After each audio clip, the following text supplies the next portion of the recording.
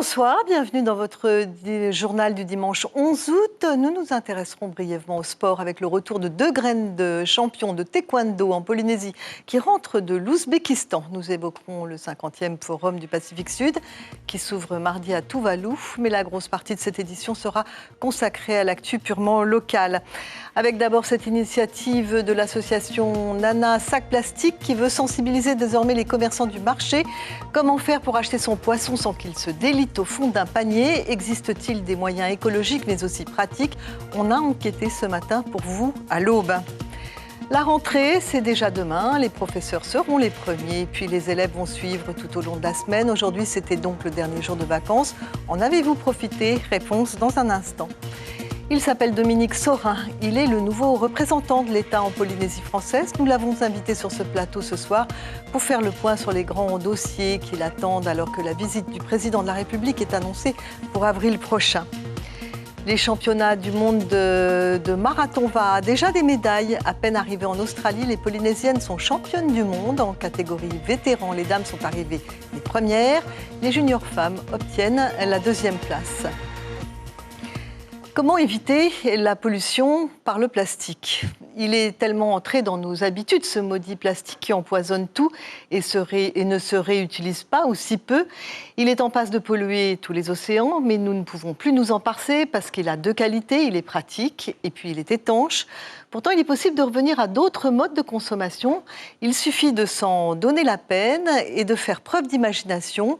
Le collectif Nana Sac Plastique l'a prouvé ce matin au marché de Papeete. Mario Leroy et Jacques Damour. Prendre son lait de coco avec sa bouteille en verre ou son poisson frais dans une barquette réutilisable, les solutions pour éviter les sachets et les bouteilles en plastique, les membres de l'association Nana Sac Plastique n'en manquent pas. À partir du moment où on travaille sur le sac plastique, on va voir aussi tous les autres plastiques à usage unique, donc les barquettes, le film, alors l'alternative, alors je l'ai dans mon autre sac, c'est les boîtes, donc elles sont en plastique ou en verre. Les boîtes en plastique parce qu'on les réutilise, on ne va pas les jeter, on les a, donc on les utilise jusqu'à ce qu'on puisse plus les utiliser. On a aussi donc les bouteilles et puis les filets pour les légumes ou les grands sacs qui permettent de mettre les légumes directement dans le sac. Le marché de Papeete, c'est la plus grande surface commerciale le dimanche matin sur Tahiti, de très nombreux clients et autant de sachets plastiques que d'aliments achetés. Parmi eux, Kihi et sa maman, elles ont dit non au plastique. C'est vraiment de venir avec son panier et apporter ses boîtes lorsqu'on achète les chinoiseries, les firifiri, tout ça, tu apportes ta boîte et les commerçants sont plutôt d'accord avec ça. C'est vrai qu'au début, là, ça fait peut-être pas si longtemps, 4 mois, avec ma maman, on fait ça le dimanche assez régulièrement.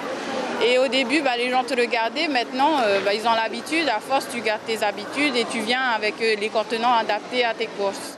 Faire prendre conscience par l'exemple, c'est l'action que le collectif a choisie ce matin. Les commerçants, souvent soucieux de leur prix de revient, accueillent favorablement ces nouveaux comportements. C'est une chose qui est bien, mais comme par là, les vendeurs d'ici, ils sont habitués, ça fait des années qu'ils sont là. Alors, lutter contre les plastiques, je ne sais pas s'ils sont d'accord. Parce que ça va leur revenir un peu cher, peut-être de prendre des trucs comme ça là, je ne sais pas. Ça nous arrange au contraire. Ça nous fait économiser aussi du plastique. Comme ça, petit à petit, peut-être qu'on n'aura plus besoin d'acheter du plastique. Des déchets en moins, c'est un meilleur environnement. Pour Nana Sac Plastique, c'est d'abord un engagement personnel et un changement d'habitude. C'est la fin des vacances. Les cahiers et les crayons ne sont pas loin, mais aujourd'hui, serviettes de plage et crème à bronzer étaient des ingrédients indispensables à ce beau dimanche d'avant-rentrée. Tout le monde pense à l'école, mais sans inquiétude, et vous avez été nombreux à profiter de ces derniers moments de farniente. Séquence plage et détente, Stéphane Ratineau et Jérôme Lee. Un dernier jour encore à rêver, à se prélasser, pour laisser aux vagues le joli souvenir des vacances, de la liberté. Cette semaine, c'est la rentrée, les réveils matinaux, la répétition des jours et des mains d'enfants qui se mettront à nouveau à compter. 2 et 2, 4, 4 et 4, 8. 8 et 8 font 16, répétez, dit le maître. C'est carrément cool, je suis contente. Pour quelle raison? Pour retrouver mes amis. Les mathématiques, le français, quelle matière te plaît beaucoup? Le français, la mathématique. Tu es une bonne élève alors? Apprendre en s'amusant, idéal de l'élève, promesse du pédagogue. Clara va boucler cette année sa scolarité. Une terminale S à venir et déjà des vacances qui s'enfuient, pareil au sable filant entre les doigts. Tu as hâte de rentrer en terminale? C'est excitant, en même temps il y a le bac, tout ça, donc c'est peut-être de nouveaux enjeux, de nouvelles difficultés, mais j'avoue que là j'ai passé des vraiment très bonnes vacances et je vois pas c'est quoi la rentrée. C'est bien la liberté. C'est génial. Là je vais avoir philosophie, si tu me demandes qu'est-ce que c'est la liberté. Liberté, j'écris ton nom. Un dimanche au bord de l'eau, c'est beau. C'est une écriture à la Prévert. Les amis sont venus, leurs enfants aussi. On dit bonjour à tous ceux qui s'aiment. Il sera temps de penser au lendemain quand le soleil au loin s'en ira. On essaie de se rassembler un dernier jour aujourd'hui. On a emmené nos enfants, on a pris un repas partagé avec nos amis et le reste qui arrive toujours. Et ben voilà, on essaie d'être heureux le dernier jour. Après, on reprend l'école. C'est bien la liberté, mais l'école ce n'est pas l'enfer non plus. C'est la République qui tisse du commun, bien sûr. Goûtons le vent du large, les promesses du temps libéré, mais la musique de l'école résonne aussi comme hymne à la joie. Ah, là, il est motivé, il est prêt, il attend que ça. Il attend que ça, la rentrée. Il va aller rejoindre tous ses copains et même et puis voir les nouveaux copains qui vont aller à la même classe. Edwin, t'es content de rentrer en 5e? Ouais. Motivé? Ouais. On l'aura compris, tout est au vert pour les élèves. La rentrée, ce n'est vraiment pas la mer à boire. Voilà, Stéphane Rattino dans le texte. Le 50e Forum des îles du Pacifique s'ouvre mardi à Tuvalu. C'est symbolique car, vous le savez, cet archipel composé de 9 atolls est déjà très touché par la montée des eaux et il sera sans doute le premier État indépendant du Pacifique à disparaître. Le thème du forum est d'ailleurs « Assurer notre avenir dans le Pacifique » et c'est Tehari Alpha qui va y représenter la Polynésie française. Sur place à Tuvalu, il va parler du sommet pour la planète qui sera organisé à Tahiti pour la venue du président de la République en avril prochain. Un rendez-vous important dans la conjoncture actuelle et que le haut-commissaire va devoir mettre sur pied. D'autres dossiers attendent sur le bureau de Dominique Sorin, arrivé il n'y a même pas une semaine à Tahiti. Marie-Christine Depape et Lionel Petit les ont passés en revue. Le nouveau Auxerre aura préparé la visite du président de la République prévue en mars prochain en Polynésie française pour y organiser notamment un sommet océanien sur le climat. La question nucléaire sera très vite au cœur de sa mission. Alain Christnart, le président du comité d'indemnisation des victimes des essais nucléaires, est attendu à la fin du mois à Tahiti. Il sera accompagné de plusieurs experts, notamment d'oncologues. Le président du CIVEN vient en personne expliquer le bien fondé scientifique des nouveaux critères d'indemnisation votés en décembre dernier par le Parlement. Une nouvelle méthodologie dans la ligne de mire des associations de défense des victimes. Le seuil minimal d'exposition de 1 millisievert par an requis pour ouvrir un dossier est vécu comme une nouvelle entrave à l'indemnisation, un risque négligeable bis. Sur la question du nucléaire, le nouveau Auxerre devra aussi poursuivre avec le pays le chantier du centre de mémoire du nucléaire. Un chantier qui se fera sans l'association 193.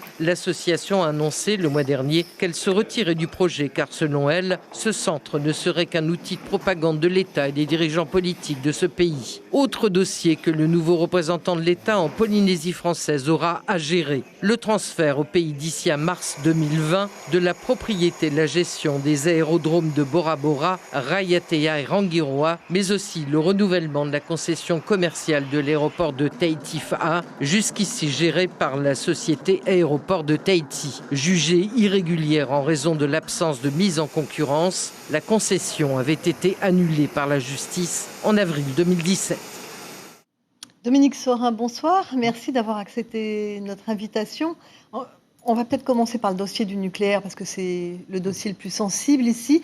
Le fait que 193 se retire du projet de centre de mémoire, ça vous chagrine? Est-ce que vous allez essayer d'aller les rencontrer? Tout d'abord, bonsoir. Bonsoir. Oui, le nucléaire est au cœur des dossiers que j'aurai à traiter ici en Polynésie. Tout d'abord, je voudrais revenir sur les questions d'indemnisation qui ont été abordées. C'est l'un des points importants. Je note quand même que depuis maintenant 1 an et demi, ce sont plus de 80 dossiers qui ont été traités contre un tout petit peu plus d'une dizaine en 7 ans auparavant. Donc on ne peut pas dire que le seuil de 1 encore assez modeste par rapport au nombre de mais dossiers. C'est un progrès. Enfin, il ne faut pas s'en contenter, mais il faut continuer. Ensuite, sur la question du centre de mémoire. Centre de mémoire, il y a eu un engagement très très fort en la matière. Il y a eu un engagement du gouvernement.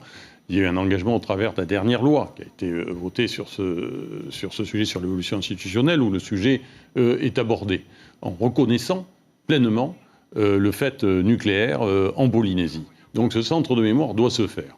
Hein, cela a été dit, il faut comprendre ce qui s'est passé, il faut témoigner, il faut transmettre, et le centre de mémoire est absolument indispensable. Donc nous allons travailler avec le pays. Alors je sais que les associations, j'ai vu en arrivant que l'association 193 s'était retirée du projet. Moi, je les verrai, de toute façon, la porte est ouverte à toutes les discussions, donc je les verrai, pour voir comment, parce que ça concerne tout le monde. Alors après, le consensus total est toujours difficile à atteindre, mais je crois qu'il y a une mobilisation qui peut se faire sur ce sujet. Alors, Dominique Sorin, vous avez été préfet à Mayotte, un département de l'océan Indien qui est en crise grave. Comment vous apparaît la Polynésie dans ce contexte? Je sais que vous connaissez bien l'outre-mer, mais est-ce que la Polynésie, pour vous, ça va être un peu plus facile, peut-être, non? Je n'emploierai pas le terme de plus facile. Alors, c'est vrai que Mayotte était une crise totale. Je suis arrivé, l'île était complètement bloquée, 20 barrages, plus rien ne fonctionnait depuis 2 mois. Là, je ne suis pas arrivé exactement dans le même contexte. Mais ça ne veut pas dire qu'il n'y a pas des difficultés. Alors, bien sûr, on peut constater aujourd'hui qu'il y a une situation économique qui s'améliore dans le pays. Mais là aussi, il faut continuer, il faut le transformer, parce qu'il y a toujours une population jeune, il faut créer de l'emploi, il faut créer de la richesse pour le développement du territoire. Et c'est un défi que le pays a relevé, mais avec l'appui de l'État aussi. Le rôle de l'État en la matière, c'est de faciliter ces opérations, de rechercher l'installation d'entreprises. Ça va être l'un des objectifs d'ailleurs de la venue du président de la République, cela a été dit. On va quand même reparler, vous n'étiez pas encore là, mais à Rikitea du congrès des communes qui vient de se dérouler. On a vu là-bas vraiment avec Sébastien Lecornu que c'était très difficile de mettre en adéquation les obligations des maires et la réalisation des projets. C'est-à-dire que, par exemple, en matière de déchets ou de distribution d'eau potable, c'est très compliqué. Comment vous allez travailler avec les maires pour essayer de résoudre des problèmes qui sont vraiment très liés à l'insularité? Alors, il y a des défis, vous l'avez dit, l'eau potable, l'assainissement, les déchets aussi, ça en fait partie. Il faut appuyer les communes. Il y a un travail de conseil qui doit être fait par l'État, en liaison avec le pays aussi. J'insiste beaucoup sur ce travail en commun, sur cette approche commune, pour faciliter, je dirais, les obligations auxquelles sont soumis les maires et les communes et les élus. On doit les appuyer. Alors, le commissariat aussi a un service d'ingénierie pour appuyer les communes. Ça, c'est une des particularités de l'outre-mer par rapport aux autres territoires. Il faut qu'on utilise davantage encore pour aider les communes à monter les dossiers. Mais vous avez bon espoir de pouvoir faire avancer les dossiers? Il faut le faire avancer. De toute façon, c'est une obligation, c'est incontournable. Enfin, on ne peut pas rester dans la situation actuelle. Les communes de Polynésie sont plutôt dans une situation financière saine, même s'il y a des difficultés financières qui peuvent exister, qu'il ne faut pas occulter. Donc il faut travailler tous ensemble sur ces dossiers qui ont bien été identifiés. Ça passe par de l'appui du Conseil aussi. Alors la visite du président Macron, vous allez la préparer, c'est au mois d'avril prochain, après les communales. On sait que Te Ari Alpha, je viens de le dire, est à Tuvalu en ce moment. Pourquoi il y tient tant à ce sommet, Emmanuel Macron ? Parce qu'il y aura 2 aspects dans sa visite. Il y aura le sujet polynésien à proprement parler, c'est-à-dire la Polynésie française, les dossiers propres à la Polynésie française, mais il y a aussi l'insertion de la Polynésie dans son ensemble régional. Et ça, c'est indispensable. Et c'est dans l'approche du président de la République, que ce soit dans le Pacifique, que ce soit dans l'océan Indien, que ce soit aux Antilles ou en Guyane, c'est la meilleure insertion de l'outre-mer français dans son environnement régional. Et c'est absolument indispensable. Et ce d'autant plus qu'il y a un certain nombre d'enjeux, et cela a été souligné dans le reportage que nous venons de voir, lié notamment au réchauffement climatique dans notre région, où il est nécessaire de travailler avec tous les pays environnants. Du fait de la montée des eaux, des problèmes de mise à l'abri des populations en cas de phénomènes climatiques. Là, ce sont de véritables aussi défis qui nous attendent c'est pas dans les décennies, c'est dans les années à venir. Et c'est pour cette raison que le président de la République tient à ce sommet.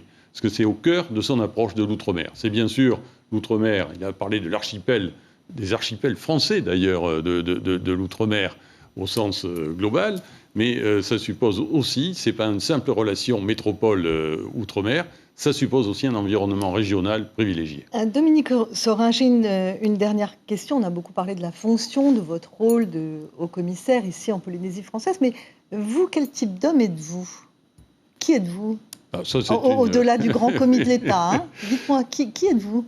Surtout, dites grand commis de l'État, moi c'est mon engagement au service de l'État. J'ai une carrière au service de l'intérêt général, j'espère, c'est ce que j'ai fait depuis dans différentes fonctions.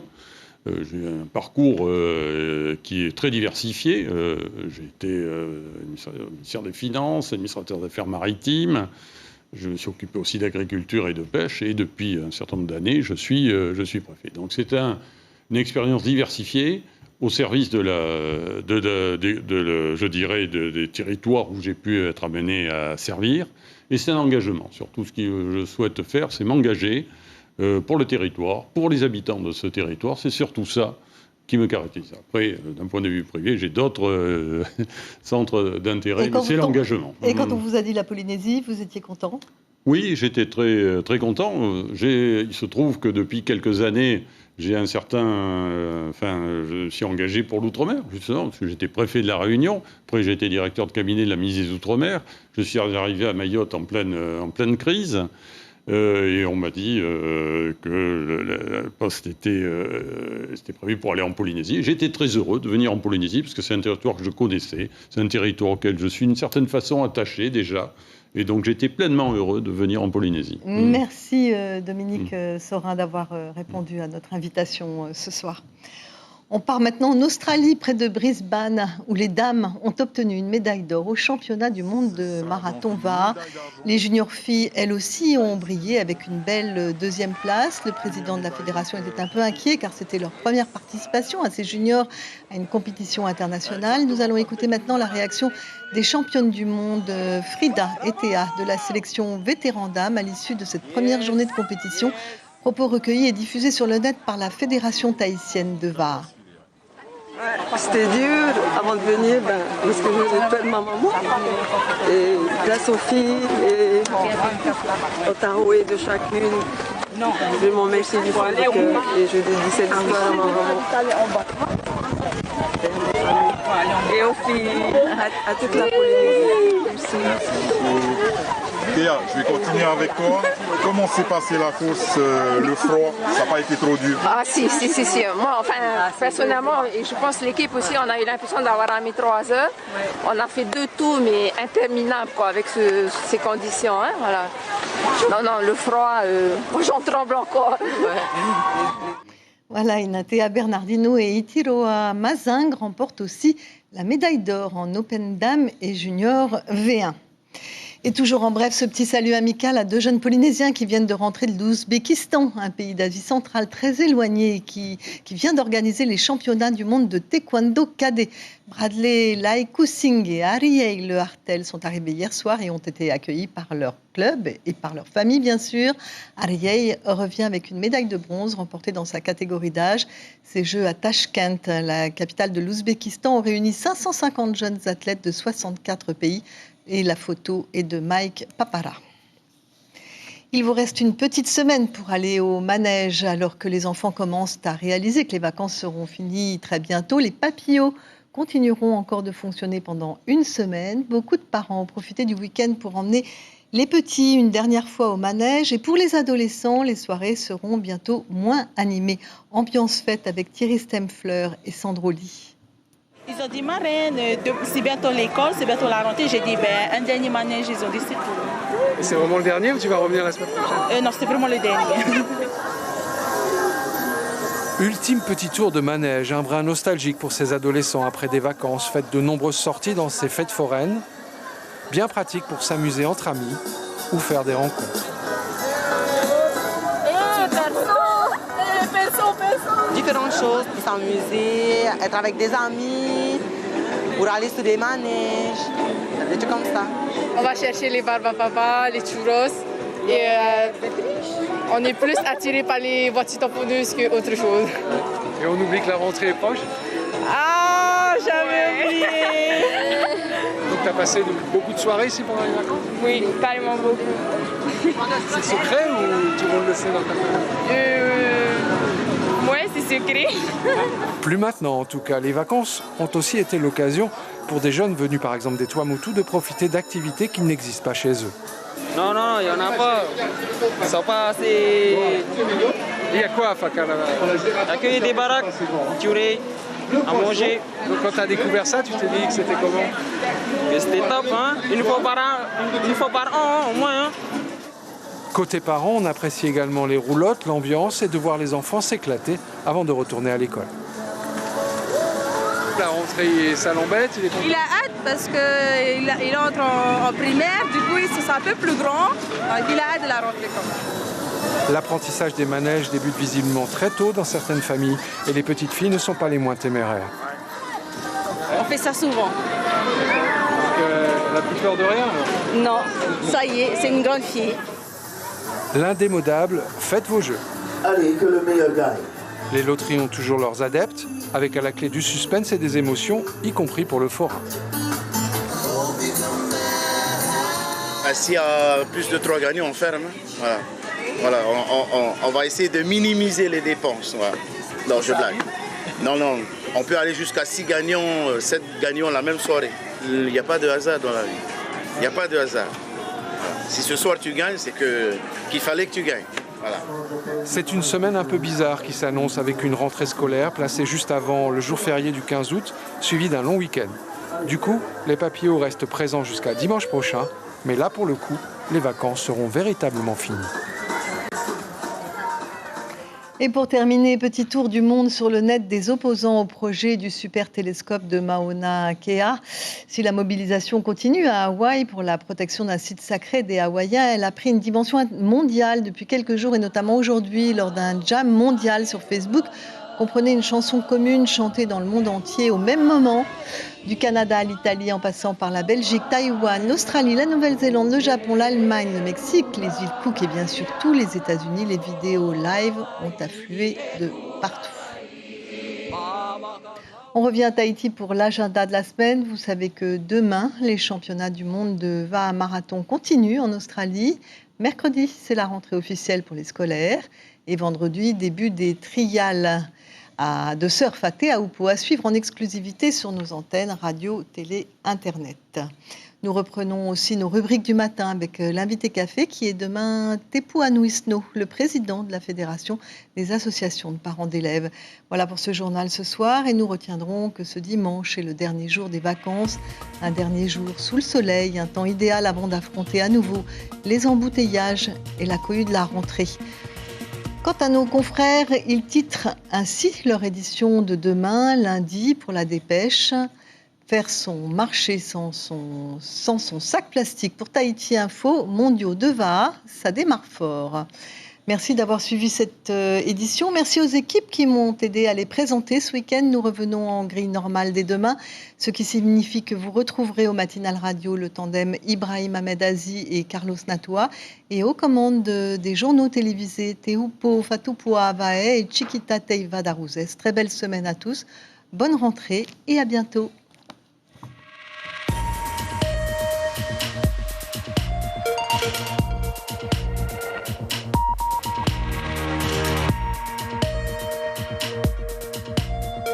Retrouvez notre journal en replay sur notre site internet.